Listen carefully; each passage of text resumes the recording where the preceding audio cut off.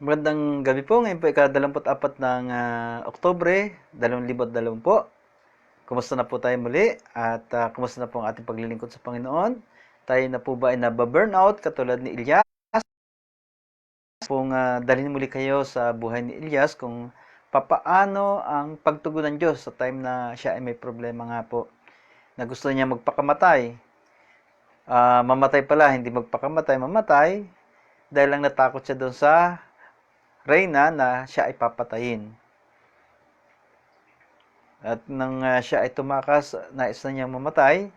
Pero tingnan natin yung ginawa nga nung nakaraan, siya ay pinakain at lumakas. Ngayon ay nakakapta na siya doon sa nais ng Diyos na puntahan niya. At maganda pong tingnan natin kung ano naman ang tugon ng Diyos sa kanyang mga hinaing. Dahil nga, minsan tayo po may mga problema sa buhay. Ano po ba ang katugunan ng Diyos sa mga problema natin sa buhay?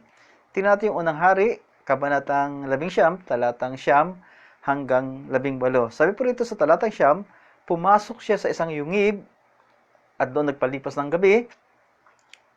Walang ano-ano'y nagsalita sa kanya si Yahweh. Anong ginagawa mo rito, Elias? So nagtatanong ang dakilang may likha kung ano ang ginagawa ni Elias doon matapos nga siya ay pumunta roon sa bundok ng Panginoon. Ito naman ang sagot ni Elias. Sumagot si Elias, Yahweh, Diyos na makapangyarihan sa lahat, ikaw lang po ang pinaglilingkuran ko sa tanang buhay ko, subalit sinira po ng bayang Israel ang kanilang kasunduan sa inyo. Winasak nila ang inyong mga altar at pinatay ang inyong mga propeta. Ako na lamang ang natitira at pinaghahanap nila ako upang patayin din. So ito po yung mga hinaing ni Elias. Kaya siya ay natakot dahil nga doon sa tinatawag na papatayin siya at ipinakita niya na nag-iisa na lang siya. So yan po ang mga katangian ng taong mayroong psychological problem o nai-stress na sa buhay. Akala niya ay nag-iisa. Pero ano pong katugunan ng Diyos sa mga sinabi ni Elias? Talatang 11, ganito ang sagot sa kanya, lumabas ka at tumayo sa ibabaw ng bundok sa harapan ko. Pagkasabi nito'y dumaan si Yahweh at umihip ang napakalakas na hangin. Sumabog ang bundok at nagkadurog-durog ang mga bato sa lakas ng hangin, ngunit wala si Yahweh. Ngunit wala sa hangin si Yahweh, nang tumigil ang hangin ay lumindol, ngunit wala sa lindol si Yahweh. So mga kalamidad muna po ang ipinakita dito nang siya ay lumabas doon sa yungib. Yung malakas na hangin na pati bundok ay nagkakadurog-durog. Sabi dito, ang mga bato sa lakas ng hangin. So hindi natin alam kung gaano kalakas na buhawi yon. Then afterwards ay lindol naman. Pero ang sinasabi ito, wala ang Diyos doon. At talata 12, pagkalipas ng lindol ay kumidlat.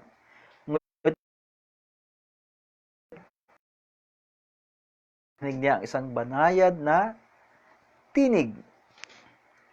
Sa talatang 13, lumabas si Elias, tinakpan ng balabal ang kanyang mukha at naghintay sa bunganga ng kuweba. Narinig niya ang isang tinig na nagsabi, Elias, anong ginagawa mo rito? So yun po napakaganda sa Panginoon at ang ibang mga Diyos-Diyosan ay ano po, yung mga sinasamba ng mga tao noong unang panahon at maging ngayon ng iba, akala nila kapag nagsabi ng mga problema, ang tugon ni Yahweh ay galit agad. Pero dito ay ano po, banayad na tinig. Yan ang kaibahan ng Diyos. Kaya sabi nga sa kasulatan sa Awit 103, kung siya ay magparusa, hindi katulad ng ating pagsuway, at kung siya ay magalit ay banayad. Kaya pinapakita rito, totoong Diyos na buhay, napakaamo ng kanyang boses. Hindi siya doon sa kalakasan, sa kapangyarihan, minsan nagpapakita ng kasagutan o pag-reply doon sa mga tao. Kaya talata 14, sumagot siya, Yahweh, Diyos na makapangyarihan sa lahat, ikaw lamang po ang pinaglilingkuran ko sa tanang buhay ko. Subalit sinira po ng bayang Israel ang kanilang kasunduan sa iyo, winasak nila ang inyong mga altar at pinatay ang inyong mga propeta. Ako na lamang ang natitira at pinaghahanap nila ako upang patayin din. So yun po, minsan yun ang tinginan ng lingkod ng Diyos na siya na lang ang nag-iisa. Di po ba? na ipinapakita niya na napakatapat niya kay Yahweh, at dahil sa katapatan niya, pinagpapatay na nga yung iba, pero siya na lang natitira na tapat kay Yahweh. Kaya yan po minsan ang nagiging problema rin ng mga mangangaral.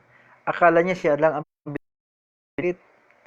At doon sa kanyang paniniwala, kapag nagkaroon siya ng mga membro, yun lamang ang alam niya na ginagabay ng Panginoon sa Kristo. At yung iba ay kinakailangang ma-convert. Kung anong katuruan niya, kinakailangang maisama doon sa katuruan niya. Kaya minsan ito po ang tinatawag na Elijah syndrome, na akala niya ay siya lang ang talagang, kumbaga sa ano, ay napaka-seal o napaka marubdob sa paglilingkod sa Diyos. Kaya talatang 15, sinabi sa kanya ni Yahweh, bumalik ka, sabi po dito sa talatang 15, bumalik ka sa ilang na malapit sa Damasco, pagkatapos pumasok ka sa lungsod at buhusan mo ng langis si Hazael bilang hari ng Syria. At si Jehu naman, na anak ni Nimsi sa talatang 16, bilang hari naman ng Israel. Buhusan mo rin ng langis si Eliseo na anak ni Safat na taga Abel Mehola bilang propeta na hahalili sa iyo.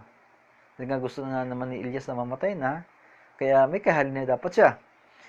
Ang makaligtas sa tabak ni Hazael ay papatayin ni Jehu, ang makaligtas naman sa tabak ni Jehu ay papatayin ni Eliseo.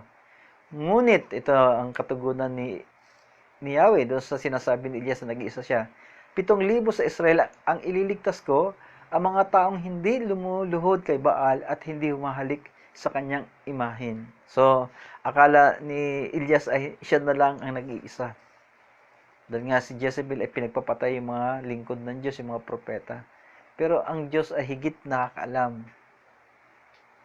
Na-shock tuloy, nakaka-shock. Kaya ganun. Gawa nga doon sa pagkakasabi ni Yahweh na mayroon pang mga 7,000 katao ang hindi sumasamba sa Diyos-Diyosan. Kaya sa buhay natin mga kapatid, yan nga, pag tayo ay talagang may stress na, akala natin nag-iisa na tayo, akala natin tayo na lang ang natitira sa mundo. Yun nga. Pero hindi po. Kinakailangan lang maintindihan natin kung paano muna tayo magkakaroon ng maayos na kalusugan. O yung mental health din, kasama yon yung Pepsi. Physically fit, yan. Emotionally fit, psychologically fit, spiritually fit, and intellectually fit. Yun ang kinakailangan nating matutuhan. Dahil nga po, sa paglilingkod sa Diyos, hindi lamang yung alam natin ang Biblia. Napakaganda po alam natin ang Biblia, pero kinakailangan pangalagaan din natin ang ating kaisipan. Kaisipan na, sabi nga, guard your heart, na nagtumutukoy din sa isip, saka sa puso, sa kidney, sa ating liver. Kaya napakahalaga po niya. Kaya ito po mga kapatid, mahalaga ito sapagkat marami ngayon ang nadidepress, nagkakaroon ng mental stress, kaya tawag. At ang natutuhan natin kagabi ay kinakailangan lang pakainin, maging maalusog, maayos, at ano nga na siya, interrogation nga, ika nga, ang sasagot niya ay parang siya na lang ang bida. Pero ipinakita ng Diyos na hindi pala. Marami pala sila at ang Diyos lang ang nakakaalam kung paano niya ginawa na itago yung 7,000. Kaya pagpalain po tayo ng Panginoon at nawa po ay maging matatag tayo emotionally, spiritually, physically, and intellectually. Pagpalain po tayo ng Panginoong Hesukristo.